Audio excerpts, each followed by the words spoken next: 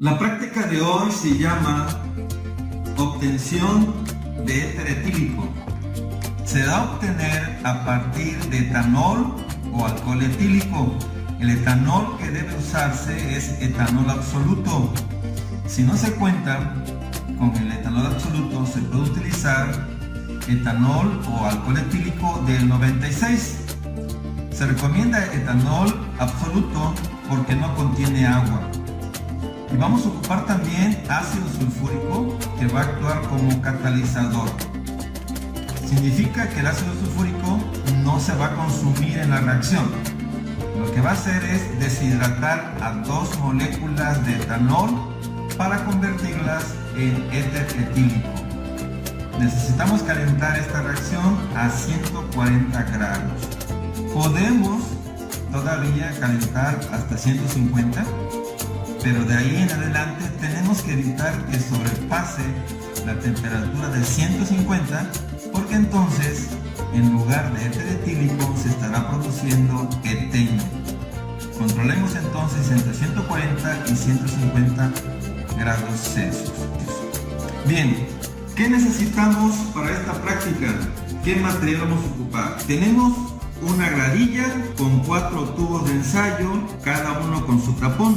Vamos a ocupar este vaso de precipitados de 1000 mililitros, 2 pipetas de 10 mililitros, 2 espátulas, 2 mangueras de hule, una prepipeta o propipeta, una cuba hidroneumática, matraz Erlenmeyer, refrigerante. Aquí le puse una extensión de una manguera al refrigerante para que las gotas caigan fácilmente dentro del matraz Erlenmeyer. Tenemos 2 soportes universales, también tenemos 2 pinzas de 3 dedos, un anillo metálico, la lámina de alambre con asbesto, mechero de Bunsen, el matraz de destilación, 2 tapones monohradados, termómetro. Ese sería el material necesario para esta práctica. Ahora, los reactivos que vamos a ocupar.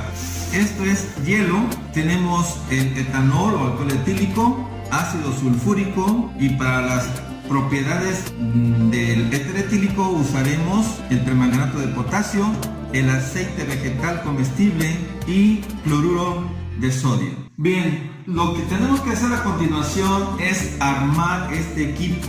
Yo en el canal ya tengo cómo armar un equipo de destilación. De todas maneras, voy a mencionar algunas precauciones que hay que tener. Si notan, aquí están separados la parte del matraz de destilación y el refrigerante. No están conectados. Primero hay que armarlos por separado. Se debe de colocar el refrigerante y sujetarlo con las pinzas de 3 dedos. Pero ven que las pinzas de 3 dedos están a la mitad del refrigerante. He visto que algunos alumnos sujetan el refrigerante en esta parte y entonces no hay un equilibrio en el peso. Debemos ponerlo en medio del refrigerante para que se equilibre su peso. Las pinzas de 3 dedos tienen aquí una mariposa.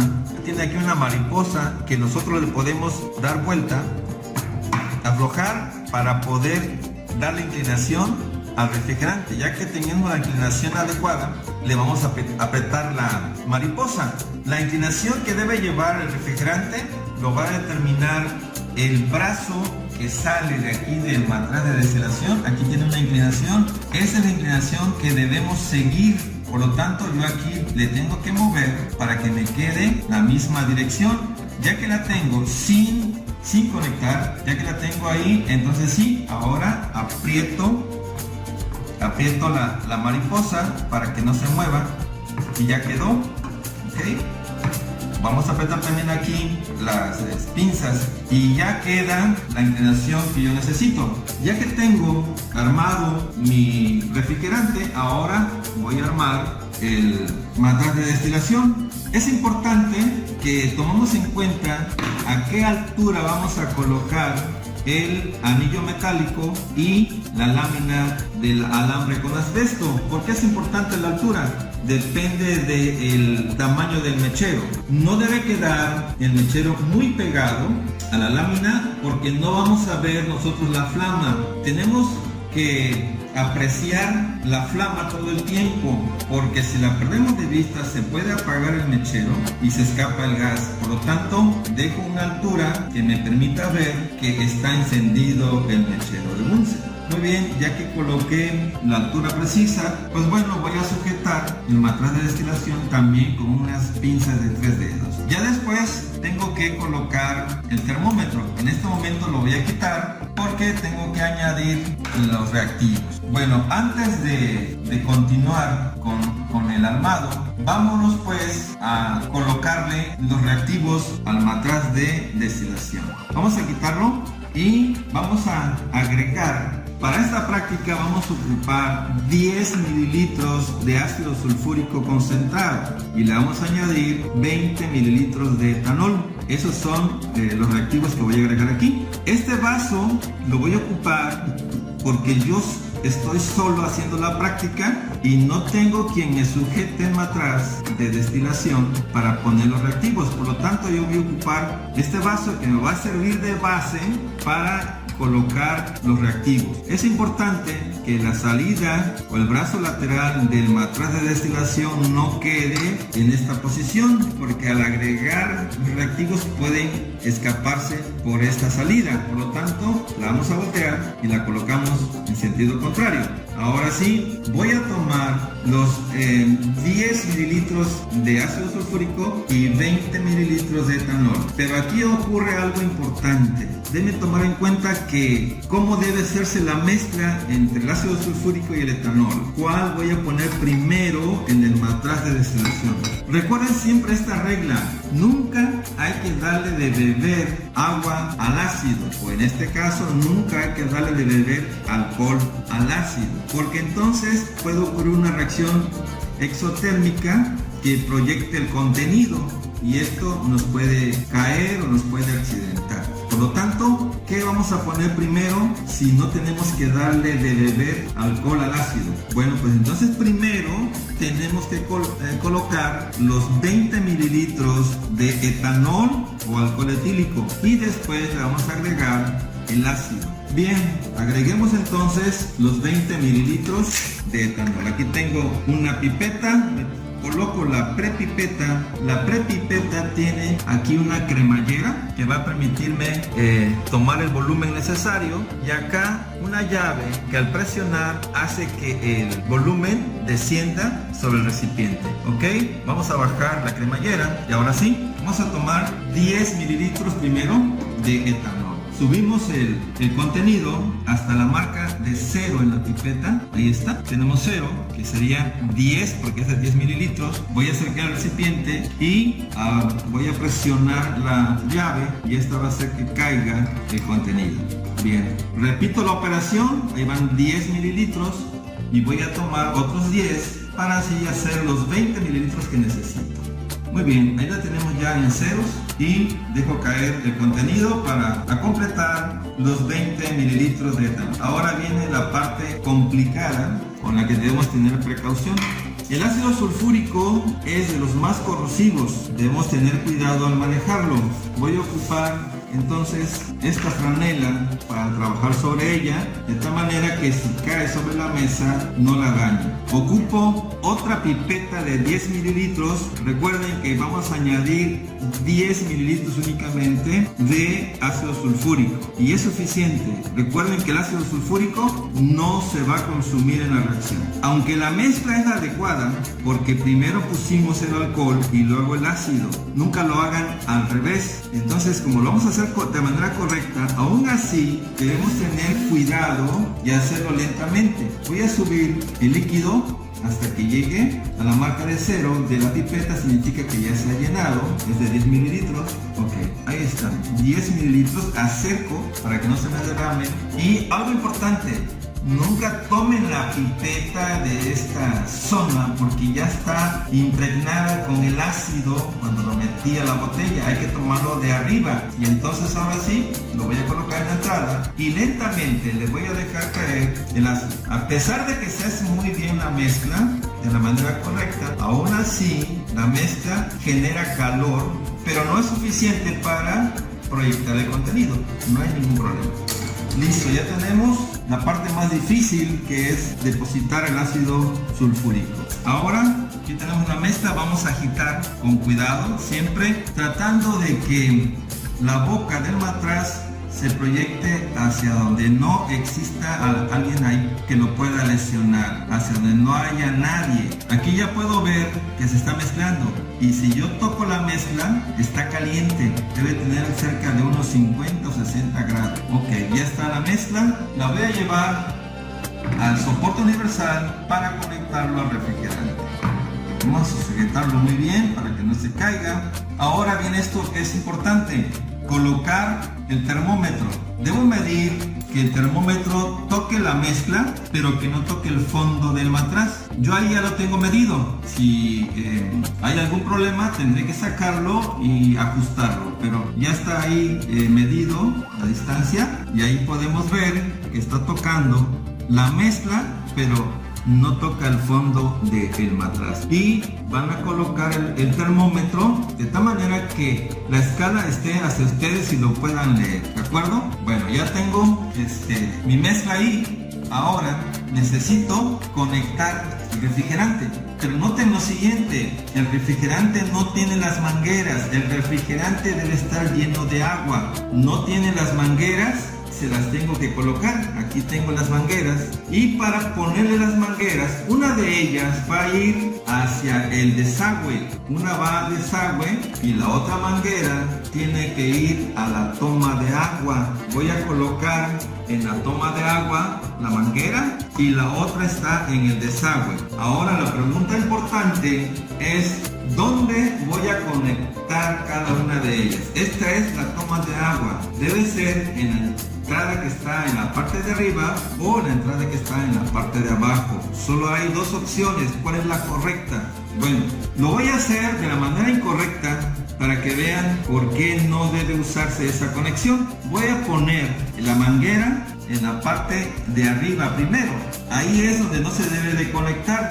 Noten que no está conectado todavía el refrigerante, porque si yo conecto aquí el refrigerante y luego quiero poner las mangueras, voy a estar manipulando y presionando, y esto puede hacer que se quiebre el brazo del matraz de destilación. Por lo tanto, yo lo voy a desconectar para poner las mangueras. Para facilitar, lo voy a mojar en agua para que sea más fácil ponerlo. Recuerden que esta es la manguera de la toma de agua, la voy a poner arriba, y la manguera del desagüe la voy a colocar en la entrada que está en la parte de abajo, para que vean que esta es la manera incorrecta de hacerlo. ¿Por qué? Por lo siguiente: le voy a poner el agua, vamos a abrir la llave, ahí está entrando el agua, está entrando por la parte de arriba, pero vean que está saliendo por la parte de acá abajo que va al desagüe. Si notan, no se llena el refrigerante, y queremos que esté lleno de agua para que se puedan condensar los vapores. Por lo tanto, esta forma de conectarla es la manera incorrecta.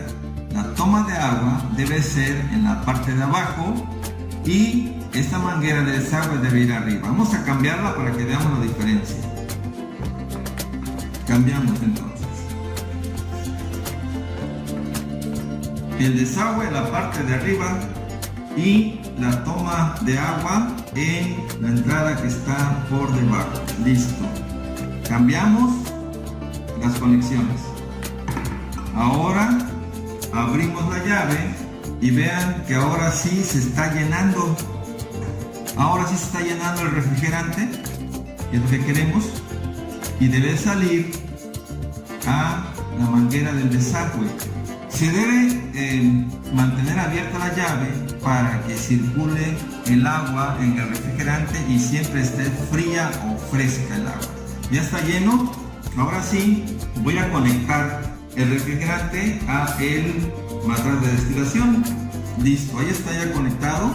Es importante que haya buenas conexiones, que no haya fugas, porque el éter es muy combustible y si hay fugas, como tenemos aquí el mechero, puede haber una combustión del éter y encenderse el sistema. no pasa si nosotros conectamos bien. Ahora observen lo siguiente. Aquí en el refrigerante le adapté una manguera para que al recibir el éter no haya tanta distancia y caiga con seguridad en el matraz Erlenmeyer. Así que no es necesario, pero pues yo se la voy a poner para que caiga directamente en el matraz Erlenmeyer. Ya tenemos todo listo, solo falta calentar la mezcla. Y aquí la siguiente recomendación: encender el mechero. Realmente hay una técnica, un método para encender el mechero. Brevemente les explico cómo se debe encender el mechero. Primero debemos cerrar la entrada de aire del mechero. Esto que tenemos aquí se llama collarín, y vean que el quemador, que es este tubo, tiene unas entradas de aire, y el collarín puede cerrar. Ahí se puede ver que están cerradas las entradas de aire. Si yo muevo el collarín, coincide con la entrada de aire y abastece de oxígeno al mechero. Para encenderlo debemos se deben tapar las entradas de aire. Y ahora sí, necesitamos encender el cerillo. La pregunta aquí es: ¿voy a abrir primero el gas y luego enciendo el cerillo, o enciendo el cerillo primero y luego abro el gas? Lo correcto es encender primero el cerillo, porque si yo abro el gas y luego quiero encender el cerillo, me puede fallar y llevarme tiempo tratando de encender el cerillo, y el gas escapa y se puede encender y ocasionar un flamazo. Por eso primero encendemos el cerillo y luego abrimos el gas. Y otro punto importante: ya que tenga el cerillo encendido, abro el gas, voy a contar 3 segundos. 1, 2, 3, y ya acerco el cerillo. Lo que pasa es que en la manguera del mechero de Bunsen contiene aire en este momento, y si yo abro el gas y enseguida pongo el cerillo encendido, se va a apagar, porque lo primero que va a salir va a ser aire. Por lo tanto, me espero 3 segundos para acercar el cerillo. Vamos a hacerlo. Dijimos que encendemos el cerillo, abrimos el gas, esperamos 3, 1, 2, 3 y encendemos. No hay ningún problema. Recuerden que habíamos cerrado la entrada de aire. Ahora la vamos a abrir para regular la flama. Queremos una flama. Esta flama que están viendo se llama flama luminosa, porque se puede ver una luz amarilla, una flama amarilla. La no luminosa es cuando abrimos la entrada de aire y entra más oxígeno, y entonces desaparece ese color amarillo. El color amarillo es porque no hay suficiente oxígeno para quemar todo el combustible, y ese color amarillo lo desprende el carbón que aún no se ha quemado proveniente del combustible. Ahí ya es una flama no luminosa, es más caliente, pero debo tener cuidado de que no se escuche el aire. Ahí se escucha el aire, por lo tanto debo de cerrar un poquito más, porque si no se me puede apagar el mechero. Lo voy a cerrar un poco más. Ahí está. Ahí ya no se escucha la salida de aire, y ahora sí lo voy a colocar para empezar a calentar. Ahora lo importante es estar checando que la temperatura que se alcance, dijimos que es de 140. A los 140 grados es cuando ya va a empezar a formarse el éter etílico. Si yo observo que antes de los 140 ya empiezan a caer algunas gotas, esas gotas no las voy a recolectar, porque seguramente son de etanol, de alcohol. Si es que no se ha alcanzado los 140, lo que va a pasar aquí son gotas de alcohol. Eso no los voy a recolectar. Si ya llega a 140, 130, por ahí más o menos, entonces sí, ya voy a empezar a recolectar. Bueno, ya que puse el mechero, necesito abrir la llave del agua para el refrigerante, porque el agua debe estar circulando. La vamos a abrir para que circule el agua dentro del refrigerante. Bueno, voy a medir la temperatura. Tengo 50 grados, 55 grados. Esperaremos a que la temperatura llegue a los 130 o 140. Recuerden nunca dejar de ver que el mechero esté encendido. Si se apaga, se puede desprender o escapar el gas y eso pues tiene sus riesgos. Bien, la temperatura está en 120 grados Celsius y pueden observar de este lado que ya está cayendo unas gotas. Esto es alcohol, entonces vamos a dejar que no se recolecten para que tengamos el éter etílico. Bien, estamos en 130, ya en 130 podemos recolectar. Vamos a poner aquí el matraz. Algo importante que no les mencioné es que debe haber hielo junto con el agua que está reteniendo o conteniendo el éter. ¿Por qué se utiliza hielo?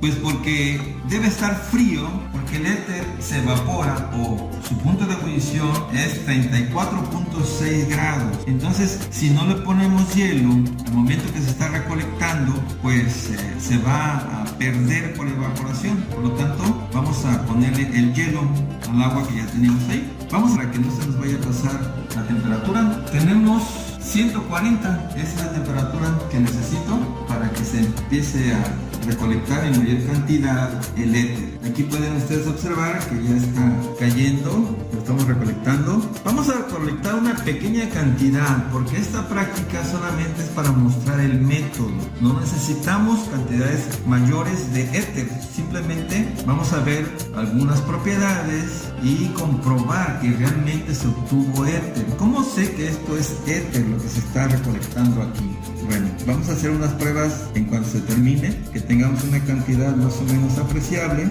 Podemos determinar si es éter o no es éter. Recuerden que si nos pasamos de temperatura, si la temperatura supera los 160 o 170, se estará formando eteno. En este momento se está formando éter etílico. ¿Okay? Vamos a ver la temperatura cómo va. Marca 145. Dijimos que puede llegar hasta 150. Si ustedes observan que la temperatura está rebasando lo que se indica, tomamos el mechero de la base y lo retiramos si vemos que se está pasando de temperatura, para que se conserve entre 140 y 150. Pero si ya tenemos la cantidad adecuada, pues bueno, vamos a apagar el mechero y vamos a esperar a que termine de pasar las últimas gotas del éter. ¿Cómo sé que esto es éter? Desde este momento ya me estoy dando cuenta que es éter por el olor, así que lo vamos a identificar por su olor y por la combustibilidad del éter. Bueno, vamos a hacer esta prueba ya para terminar la obtención. Vamos a ocupar un vidrio de reloj para hacer la prueba de que es éter. Bueno, vamos a poner un poco de éter del que obtuvimos aquí en el vidrio de reloj y la prueba de que es éter, aparte del olor que ya se percibe, un olor a éter. El éter dijimos que hierve a 34.6 grados. En este momento se está evaporando. Los vapores del éter son más pesados que el aire. Por lo tanto, estos vapores no se van a quemar si yo paso una flama encima. La muestra no se va a quemar porque sus vapores se extienden hacia abajo, hacia la mesa. Entonces, si es éter, debe encender con acercar la flama hacia un lado en la mesa. Si fuera esto etanol, entonces nunca va a encender cuando se pone la flama sobre la mesa. Para que el alcohol se encienda, tenemos que tocarlo.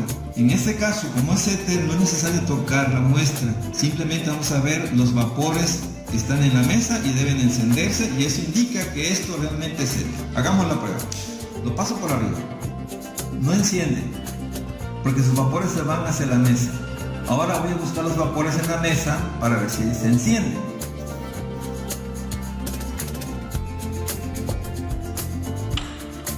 Ahí tenemos ya la prueba de que realmente es éter. Vean que se encendió sin tocar la muestra.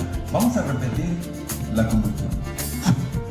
Ok, dejemos que se formen los vapores de éter y veremos cómo encienden sus vapores.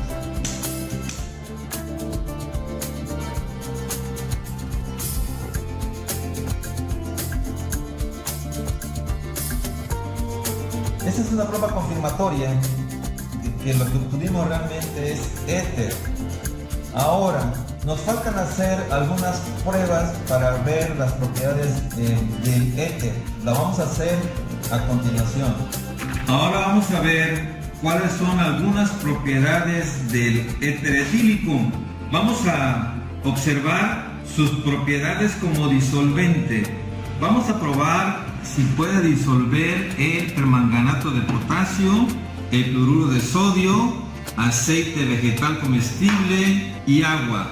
Vamos a poner una muestra en cada tubo y luego le agregaremos el éter para observar si los disuelve. Primero probamos con el permanganato. Ponemos una muestra. Ahora el cloruro de sodio. En el siguiente es aceite vegetal comestible. Y en el último tubo pondremos el agua. Ahora vamos a agregar el éter etílico. También se le conoce como etoxietano. Vamos a ir probando uno por uno de los tubos. Okay, con eso es suficiente. Ahora vamos a agitar. Ahí tenemos el permanganato de potasio. Observen que lo agitamos y no se disuelve, permanece en el fondo del tubo. Entonces el éter no disuelve al permanganato de potasio, o podemos decir que el permanganato de potasio es insoluble en éter. Vamos ahora con el cloruro de sodio, el segundo tubo. Ponemos la muestra de éter y observamos. Vamos a agitar y observar qué pasa con el cloruro de sodio. Vean que por más que agitamos el tubo, las sales o cristales de cloruro de sodio permanecen en el fondo del tubo sin disolverse. Así que el éter no disuelve al cloruro de sodio. Y vamos con el tercer tubo, que tiene aquí aceite vegetal comestible. Antes de agitar, observamos que el éter queda en la parte superior, en la parte de arriba, y el aceite en la parte de abajo. Aquí se puede ver una interfase. Eso significa que el éter tiene menor densidad que el aceite. Vamos a agitarlo para ver si el aceite finalmente se disuelve. Para mejorar la agitación vamos a poner un tapón y mezclamos perfectamente. Ahora observen, ya no se percibe el aceite. El aceite sí se disuelve en éter. Por eso es que el éter fue usado para extraer esencias o aceites de algunas plantas. Lo dejaron de usar porque es muy combustible y ocasionaba accidentes durante el proceso. Se quemaba o se formaban peróxidos que son explosivos. Ahora vamos a ver con el agua. Le pondremos una muestra de éter. Okay. Y ahora vamos a mezclar el tubo. Bueno, aquí vemos que el éter está en la parte de arriba, la parte superior. Aquí hay una interfase. Abajo está el agua, lo que significa que el éter tiene menor densidad que el agua. Ahora lo vamos a mezclar y ver qué sucede con esta división. Si desaparece, quiere decir que el éter se disuelve en agua, es soluble en agua. Veamos qué sucede. Bueno, ahí parece que sí se disuelve, pero vamos a dejarlo en reposo un momento y podemos observar que en la parte superior empieza a formarse la interfase. Poco a poco se van separando y ahí podemos ver la interfase que hay entre el agua y el éter. Por lo tanto, en conclusión, el éter no es soluble en agua. Y a manera de resumen, el éter no disuelve a permanganato de potasio, tampoco disuelve al cloruro de sodio. Sí disuelve o es soluble en aceite y finalmente es insoluble en agua. Y para terminar, vamos a hacer una prueba de combustibilidad. Ya la hicimos, pero vamos a ver cómo se pueden mezclar los vapores de las muestras que voy a colocar aquí de éter y cómo se pueden encender. Ok,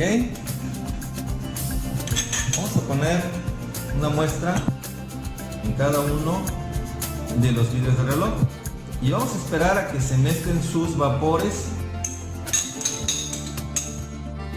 Muy bien, ahí está. En este momento los vapores de éter están mezclándose entre sí y vamos a ver qué sucede si yo enciendo una de las muestras que tenemos aquí. Recuerden que por arriba no pasa nada, pero si busco por la parte de la mesa, porque los vapores de éter son más pesados que el aire y se van hacia abajo, deben estar sobre la mesa. Voy a buscarlos y a ver qué sucede con la combustión de las 4 muestras.